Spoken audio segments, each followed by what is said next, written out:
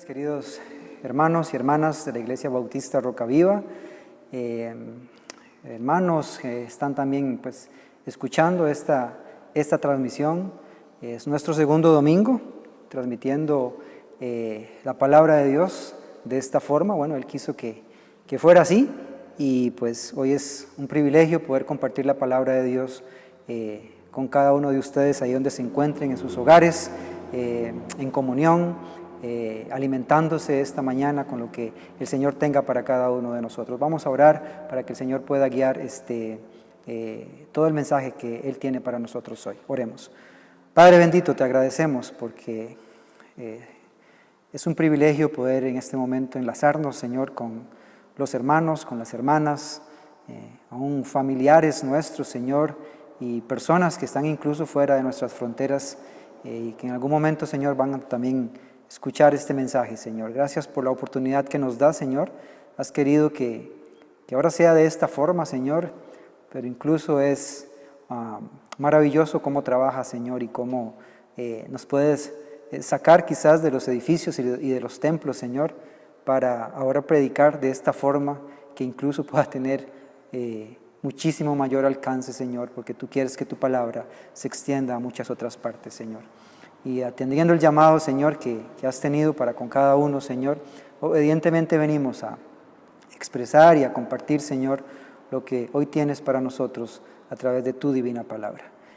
Danos corazones sensibles, Señor, a lo que hoy vamos a recibir, y principalmente, Señor, que nos puedas redarguir, Señor, a cada uno, transformar, Señor, nuestros corazones y nuestras conductas, Señor, para los propósitos que tú tienes. Te damos las gracias y te pedimos todo eso en el nombre de Jesús. Amén. Para nadie es un secreto y no son noticias nuevas por lo que está pasando en el mundo ahora, y es parte de lo que nos tiene en este momento, realizando los mensajes y los diferentes compartir de la palabra de Dios de la forma en que lo estamos haciendo, en vista de lo que está pasando en el mundo. No es para nadie nuevo que el mundo en este momento está viviendo en crisis, está viviendo dolor, está viviendo sufrimiento, enfermedad, muerte, está viviendo desesperanza.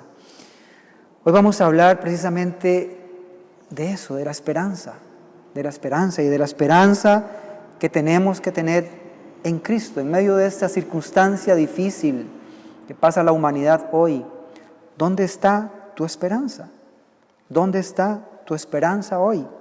Vamos a hablar de la esperanza que tenemos en Cristo, la cual se muestra a través de esa gracia que Él tiene para con nosotros, de esa compasión que tiene para con nosotros. Se muestra a través del gran poder que tiene, a través de su divina palabra, de su bendita palabra, y todo para la manifestación de su gloria, que es al que tenemos que también, al final, honrar y dar toda la gloria. El propósito de este mensaje es que usted reconozca ante esta pregunta: ¿dónde está tu esperanza hoy? Reconocer si nuestra esperanza está verdaderamente en Cristo, en medio de una situación difícil como la que estamos pasando todos. Si nuestra esperanza está verdaderamente en Cristo, o solo se trata de algo temporal, le buscamos únicamente porque llegó la aflicción, llegó la prueba, pero luego que esto pase, nuestras vidas seguirán igual.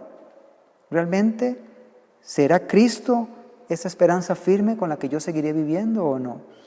¿Dónde está tu esperanza hoy? ¿Dónde está tu esperanza hoy? Estamos estudiando el libro de Lucas en el capítulo 7 el domingo pasado. Se inició el estudio del capítulo 7 y vemos a Jesús en el inicio del capítulo 7, nos narra Lucas, que Jesús, luego de hablar todas las cosas que estaba enseñando a la multitud, incluso los milagros que se estaban dando también, toda esta multitud que le seguía, Jesús entra a la ciudad de Capernaum, nos dice Lucas al inicio ahí del capítulo 7. Y en ese lugar Jesús realiza la sanación del siervo de un centurión romano. ¿Y qué es lo más maravilloso que vemos en esa historia? La enorme fe que este hombre tenía. Jesús se maravilla de la fe de este hombre, que Jesús la expone al pueblo. Dice la palabra: Jesús se maravilló de él, dijo a la gente: os digo que ni aún en Israel he hallado tanta fe. He hallado tanta fe. Pero ahora vamos al versículo 11. Vamos al versículo 11, donde tenemos el relato de uno de 3 acontecimientos que se registran en la vida de Jesús que tienen que ver con devolver la vida a personas que estaban literalmente muertas. Literalmente muertas. Sabemos que Jesús le devolvió la vida a la hija de Jairo, un principal de la sinagoga, una niña de 12 años. A su amigo Lázaro, que tenía incluso 4 días de estar en el sepulcro. Y hoy conoceremos la historia de cómo Jesús devuelve la vida al hijo único de una viuda aquí en esta ciudad que Jesús está visitando ahora, la ciudad de Naín. Vamos al capítulo 7, quiero que me acompañen en sus Biblias, a partir del versículo 11 y hasta el versículo 17, dice la palabra de Dios. Aconteció después que él iba a la ciudad que se llama Naín, e iban con él muchos de sus discípulos y una gran multitud. Cuando llegó cerca de la puerta de la ciudad, he aquí que llevaban a enterrar a un difunto, hijo único de su madre, la cual era viuda, y había con ella mucha gente de la ciudad. Y cuando el Señor la vio, se compadeció de ella y le dijo: no llores. Y acercándose, tocó el féretro, y los que lo llevaban se detuvieron. Y dijo: joven, a ti te digo, levántate. Entonces se incorporó el que había muerto, y comenzó a hablar, y lo dio a su madre. Y todos tuvieron miedo, y glorificaban a Dios, diciendo: un gran profeta se ha levantado entre nosotros, y Dios ha visitado a su pueblo. Y se extendió la fama de él por toda Judea, y por toda la región de alrededor. ¿Dónde está tu esperanza hoy? La pregunta que el Señor nos hace.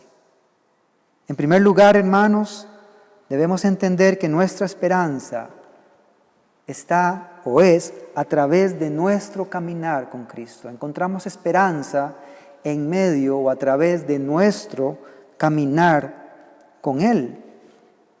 La ciudad de Naín quedaba a unos 40 kilómetros de Capernaum, 40 kilómetros. ¿Cómo caminaba nuestro Señor, verdad? ¿Cómo caminaban sus discípulos? Y a veces nosotros nos quejamos tanto, ¿verdad? De ir a la iglesia que quizás está tan cerca, ¿verdad? De ir a una noche de oración, de ir a una reunión de hombres, de jóvenes, de mujeres. Nos quejamos tanto. A 40 kilómetros de Capernaum, donde recientemente Jesús realizó el milagro del siervo del centurión, ahora está a 40 kilómetros de ahí, en esta ciudad de Naín. Y tenemos a un primer grupo que viene con el Señor, porque dice que aconteció que después que él iba a esa ciudad que se llama Naín, iban con él muchos de sus discípulos y una gran multitud. Tenemos aquí un primer grupo que viene con el Señor. ¿Cómo vienen ellos después de haber compartido con el Señor las maravillas y todo lo que el Señor les ha hablado? Pues un grupo que viene gozoso. Es un grupo que viene gozoso, que viene con esperanza por todo lo que han visto y oído de Jesús. Un primer grupo gozoso, con esperanza. Porque hay que entender, hermanos, que donde está el Señor, hay esperanza. Mi esperanza viene a través de mi caminar con Él. Este grupo venía caminando con el Señor. Y estando con el Señor hay esperanza. Donde está el Señor hay esperanza. Donde no está el Señor hay desesperanza. Hay desesperanza. Y se junta este primer grupo que viene con el Señor con otro grupo. ¿Y dónde dice la palabra de Dios que se juntan? Versículo 12. Cuando llegó cerca de la puerta de la ciudad. Se juntan entonces en la puerta que está en la entrada de la ciudad. Y esto no era una mera casualidad. Para Dios sabemos que no existen casualidades. Dios tiene control absoluto de todo y no existen casualidades para Él. Lo que está pasando hoy, hermanos, en el mundo no es mera casualidad. Todo lo que está pasando es parte del plan de Dios sin anular nuestra responsabilidad. Dice Proverbios 19:21 que muchos son los planes en el corazón del hombre, mas el consejo del Señor permanecerá. Hermanos, Dios hace todas las cosas conforme al consejo de su voluntad, al consejo de su voluntad, como dice también Efesios, según el propósito de aquel que obra todas las cosas conforme al consejo de su voluntad. Y dice el relato, continúa diciendo, he aquí que llevaban a enterrar a un difunto, hijo único de su madre, la cual era viuda, y había con ella mucha gente de la ciudad. Aquí tenemos al segundo grupo. Tenemos al segundo grupo que viene acompañando a esta madre que perdió a su hijo, una madre sin esperanza, con sufrimiento en su corazón. Imagínense el dolor de una madre que pierde a su hijo o a su hija. Y lo hemos visto en estos días con la madre de Allison, ¿verdad? Esta jovencita desaparecida en la zona de Ujarrás. Cada vez que ella sale hablando, usted ve ese dolor, ¿verdad? Ese dolor con el que ella habla, ese dolor que ella expresa, es un dolor que viene de adentro, viene de sus entrañas. Es un sufrimiento que ni imaginamos. Este grupo, hermanos, que acompañaba a la viuda, venía con sufrimiento, venía con dolor, venían sin esperanza. Ya no había nada que hacer, no se podía hacer nada. El hijo de la viuda ya había muerto. Toda esa tristeza, hermanos, toda esa tristeza, sufrimiento, dolor, enfermedad que sufre la humanidad, es el fruto del pecado. Es el fruto del pecado.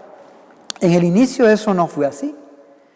Dios dijo que todo lo que Él había hecho, que todo lo que había creado, era bueno en gran manera. Era bueno en gran manera.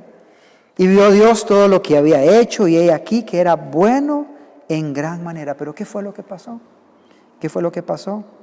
El pecado entró en el mundo por un hombre, dice Romanos 5:12. Y por el pecado, la muerte.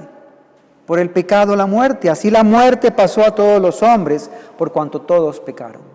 Por cuanto todos pecaron. No hubiese muertes, no hubiese funerales, no hubiese dolor, ni sufrimiento, ni enfermedades, ni epidemias, si no hubiese sido por el pecado. Si no hubiese sido por el pecado. Por eso, hermanos, no debemos consentir el pecado. No podemos tolerar el pecado.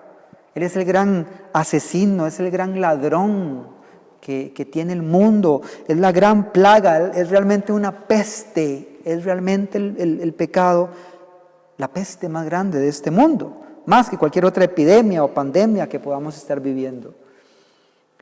Se juntan estos dos grupos de personas, repito. Un grupo gozoso que viene con el Señor lleno de esperanza y otro sin gozo, con sufrimiento, con dolor, con desesperanza.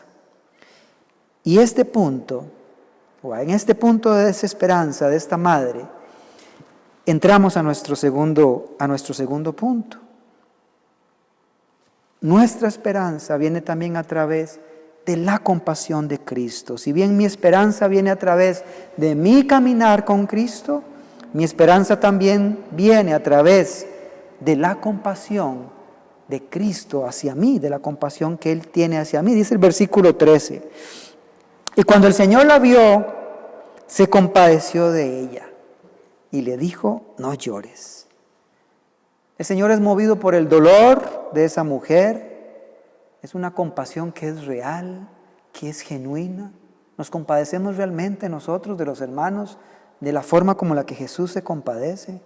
Esto nos enseña, hermanos, que los pesares, las penas, las dificultades, todos los sufrimientos que tenemos los seres humanos, son también de nuestro Señor, son también los sufrimientos y las penas de nuestro Señor. Dice Isaías 53:4, ciertamente llevó Él nuestras enfermedades y sufrió nuestros dolores, y nosotros le tuvimos por azotado, por herido de Dios y abatido. Jesús se identificó con el dolor y la muerte que el pecado había traído a este mundo. Y cuando vemos la compasión de Cristo, eso nos debe dar esperanza. Esperanza. A veces pensamos que nadie entiende nuestras luchas, nuestros sufrimientos, nuestras batallas, al punto que incluso nos aislamos y eso puede traer más desesperanza. Pero debemos recordar que en Cristo hay esperanza.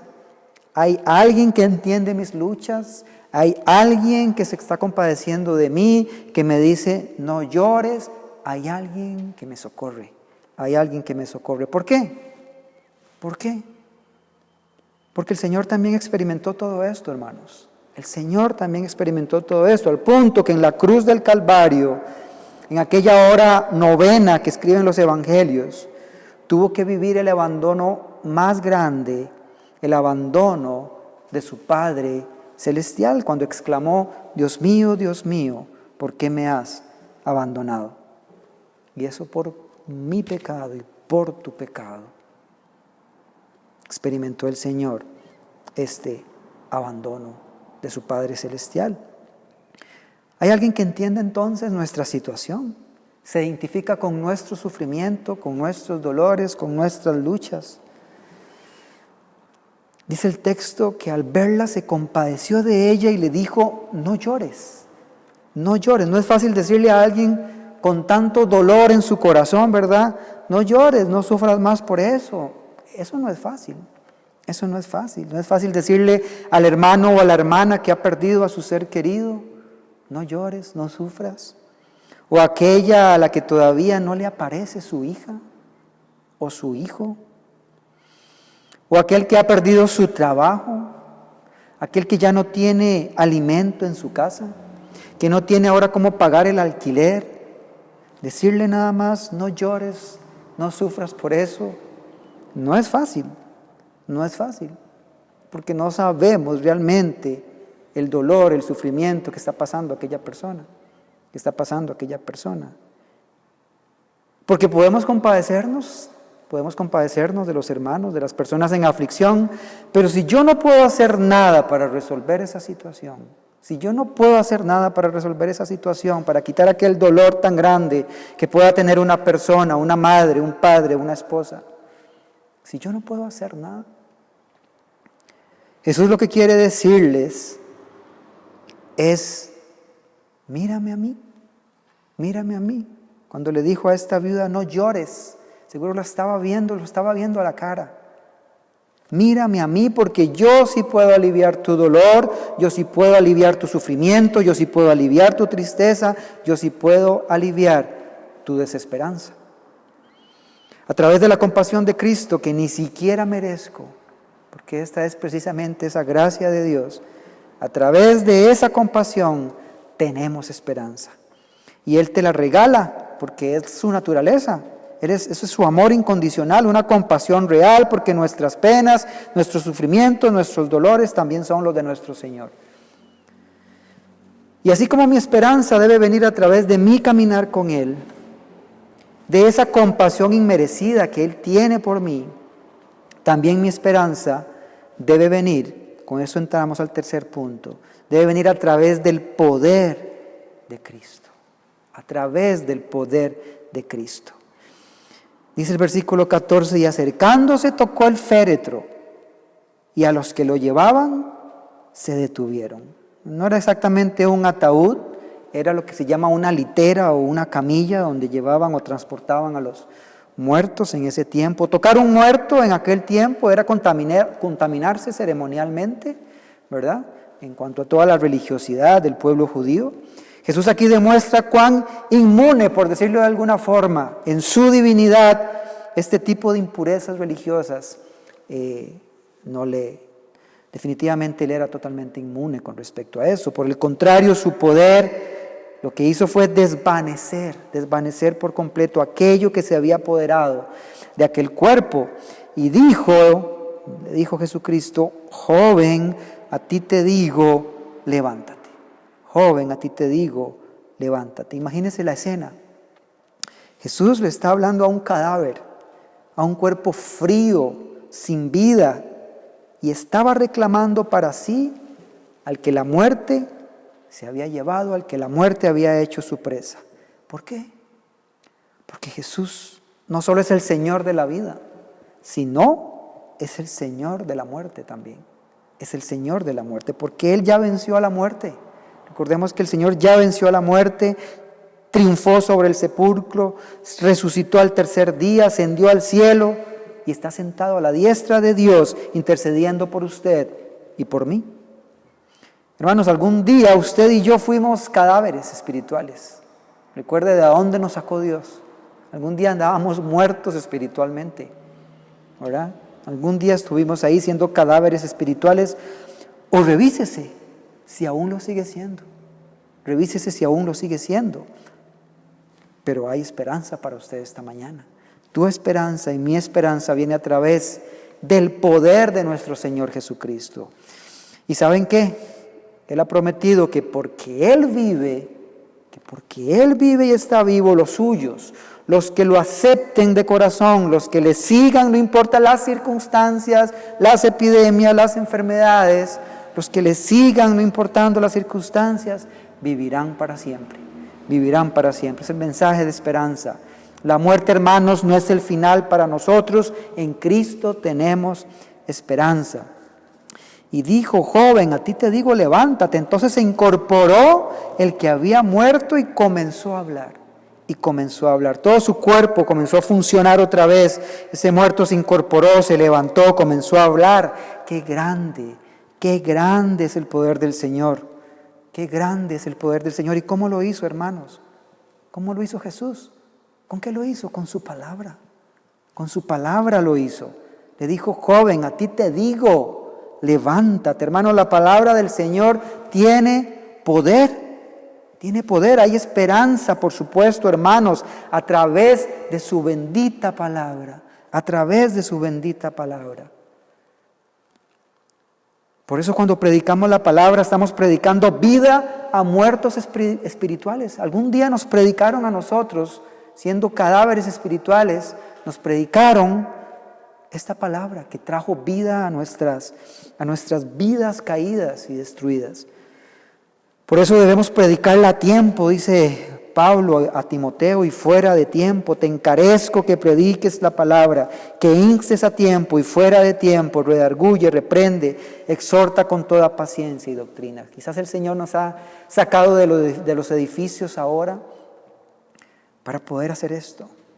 Quizás no tomábamos en cuenta la tecnología o los diferentes recursos para predicar la palabra de Dios. Bueno, hoy tenemos que hacerlo, hermanos. Hoy tenemos que hacerlo. Y el Señor ha querido que fuese así. Hemos recibido de gracia, en esa compasión que Él ha tenido por nosotros, hemos recibido esa palabra de parte de esa gracia suya. Demos entonces de gracia a nosotros su palabra a los demás. Hay esperanza y poder, hermanos, a través de su palabra. Y dice el pasaje: y lo dio a su madre. Una vez que este hombre se levantó, se incorporó, comenzó a hablar, dice que se lo entregó a su madre. Se lo entregó a su madre. El dolor, el sufrimiento, la desesperanza que tenía aquella mujer se convirtió ahora en alegría, en felicidad, en gozo, pero principalmente en esperanza. Ahora yo te pregunto una cosa: ¿qué hizo esta madre para que el Señor hiciera el milagro de resucitar a su hijo? ¿Qué hizo? ¿Qué hizo esta mujer para que Jesús le hiciera ese milagro? ¿Qué hizo ella? Nada. ¿Qué méritos ella tenía?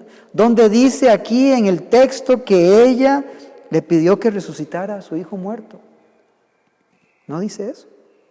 En el caso del centurión sí hubo una petición llena de fe del centurión romano, pero aquí no. Hermanos, eso fue la pura gracia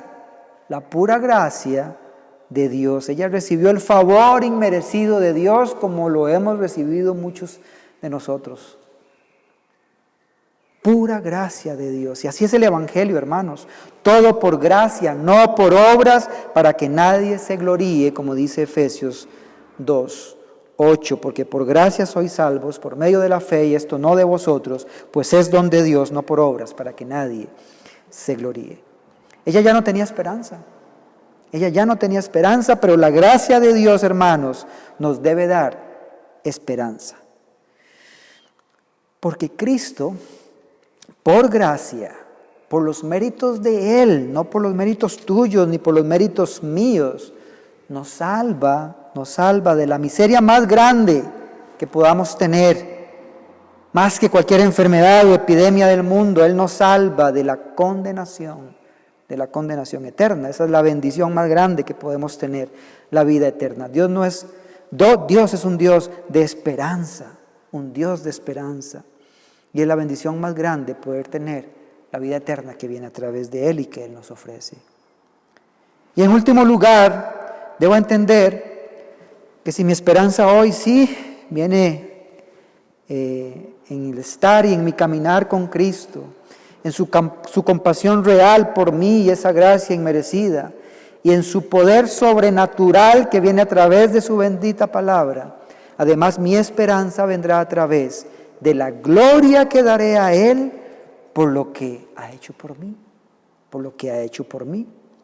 Dice el versículo 16, y todos tuvieron miedo y glorificaban a Dios diciendo, un gran profeta se ha levantado entre nosotros y Dios ha visitado a su pueblo.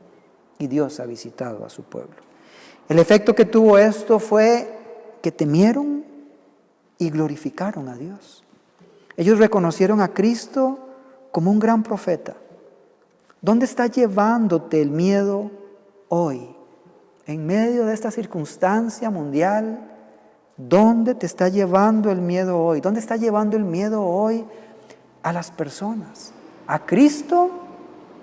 Pero quizás solo por la aflicción que se vive en este momento. Puede ser que sí, que hoy el miedo esté llevando a muchas personas a buscar de Dios, pero ¿qué va a suceder cuando ya todo esto pase? ¿Seguiremos realmente aferrados a ese Cristo, a ese Dios? Que el mundo realmente tema a Dios hoy, pero que terminen glorificándole como este pueblo lo hacía. Y esto va a ser con aquellos con los que el Señor esté mostrando su compasión, con los que el Señor esté mostrando su compasión, su gracia, su misericordia, con aquellos que realmente andan sin esperanza. Y Dios les está mostrando hoy que su esperanza es Él, que su esperanza es Él. Entre más sumidas estén las personas en una vida de desesperanza, muchísimo más se ve la obra gloriosa de Dios en sus vidas. Y revísese usted cuando llegamos al Señor. Eran los momentos en que quizás más sumidos estábamos en medio de desesperanza, de pecado. Y el Señor puede transformar aún aquel que el mundo le dice, con este ya no tiene remedio. Los que iban con la viuda, ya no había esperanza, ya había muerto el hijo. Dios puede transformar aún aquel que el mundo pueda estar diciendo no tiene remedio, porque Él se compadece y ve el corazón contrito, el corazón arrepentido. Su gracia nos alcanza porque a Él le place que así sea. Es la naturaleza de Dios, es la naturaleza de Dios. ¿Cuál debe ser entonces nuestra oración esta mañana en medio de toda esta circunstancia que estamos pasando? Porque hoy podemos decir también, como en el pasaje, lo que acabamos de leer, que Dios está visitando a su pueblo. Dios está visitando a su pueblo. Muchas personas dicen, ¿dónde estás, Dios? No veo nada, no te manifiestas. Bueno, pienso que la circunstancia que podamos estar pasando en este momento a nivel del mundo, Dios nos está visitando. Dios nos está visitando. Que entonces nuestra oración sea lo que menciona el cierre del pasaje. Ojalá nuestra oración sea lo que el cierre del pasaje del día de hoy nos dice en el versículo 17, y se extendió la fama de Él por toda Judea y por toda la región de alrededor. Que nuestra oración hoy, hermanos, sea que el nombre de Cristo y su obra, las buenas nuevas de salvación que vienen a través del sacrificio de Cristo en la cruz, se extienda en todo el cantón de Paraíso, se extienda empezando por nuestras familias, nuestros lugares de trabajo. Este cantón se extienda en toda la provincia de Cartago, se extienda en toda nuestra querida Costa Rica, en nuestro país, que amamos tanto.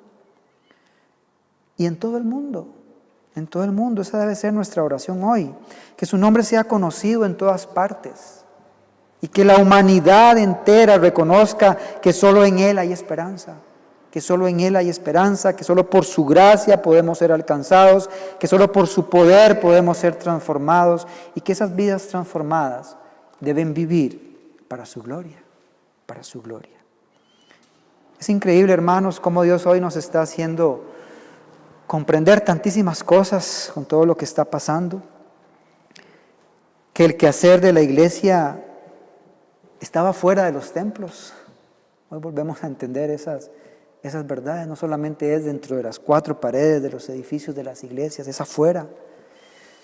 Que hoy los estudios familiares o de grupos pequeños son necesarios. Volvemos a nuestras casas, volvemos a estudiar la palabra de Dios con nuestras familias. Que si no habíamos querido considerar la tecnología como una forma de evangelismo y discipulado, hoy tendremos que hacerlo.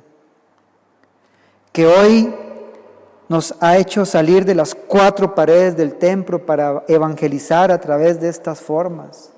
Y que podemos hacerlo, porque llegarán los tiempos cuando queriendo hacerlo no vamos a poder.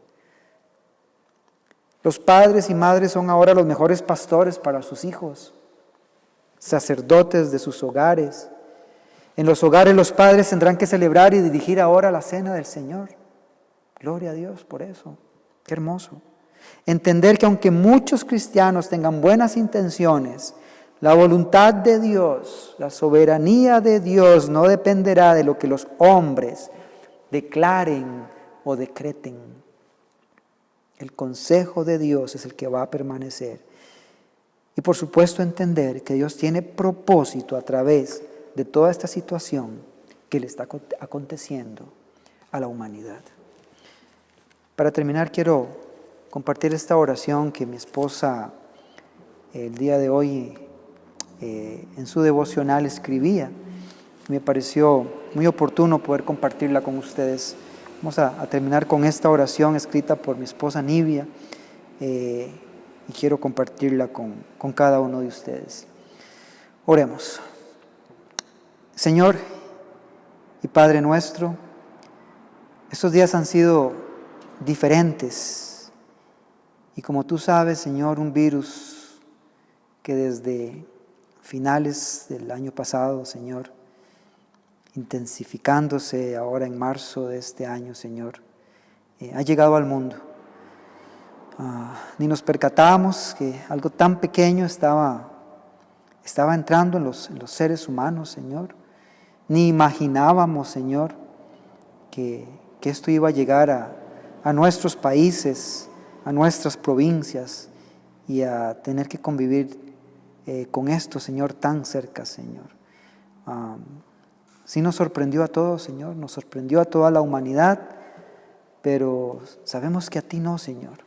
Sabemos que a ti no te sorprendió. Estaba en tus planes perfectos desde el inicio de la creación, tal como hiciste con el pueblo rebelde de Israel, que por más de 40 años en el desierto, enseñándoles tus principios, tus estatutos, tus mandamientos, lo único que pedías de ellos es que te amaran con todo su corazón y con todas sus fuerzas y te sirvieran solo a ti. Pero Señor, han pasado 2,000, 3,000, 4,000 años, Señor, y seguimos desobedeciendo, seguimos siendo incrédulos, seguimos cometiendo los mismos pecados de nuestros antepasados. El mundo, tu creación, sigue adorando y construyendo ídolos con sus manos, los veneran, se arrodillan delante de ellos, Dios. Y hoy queremos gritarle a este mundo idólatra, Señor, que por favor no hagan eso, que no desperdicien, Señor, que no desprecien, Señor, a nuestro Dios, adorando y arrodillándose, Señor, ante estos ídolos de piedra, Señor. Y no solamente este tipo de ídolos, Señor. Hoy hemos convertido como ídolos, Señor, muchas otras cosas, Señor.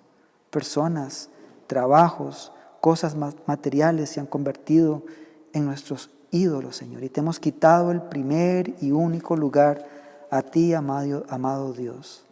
Continuamente estamos desobedeciendo, Señor, tu primer mandamiento que dice: amarás al Señor tu Dios sobre todas las cosas.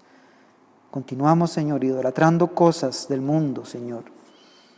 Perdónanos, Señor, que tu ira se transforme en misericordia para tu pueblo rebelde, Señor. Te suplico que por tu Hijo Jesucristo y su sacrificio en la cruz, limpies y transformes nuestros corazones y nuestros pensamientos para honrarte como solo tú te lo mereces, Señor. Que tu palabra, Señor, desde el Antiguo Testamento hasta el Nuevo Testamento, penetre, Señor, hasta nuestros huesos y pensamientos, y sea el nuevo despertar, Señor, de un remanente de tu pueblo que pueda cumplir el amarás al Señor tu Dios y solo a Él servirás. Oramos y te pedimos todo esto en el nombre de Jesús. Amén y amén.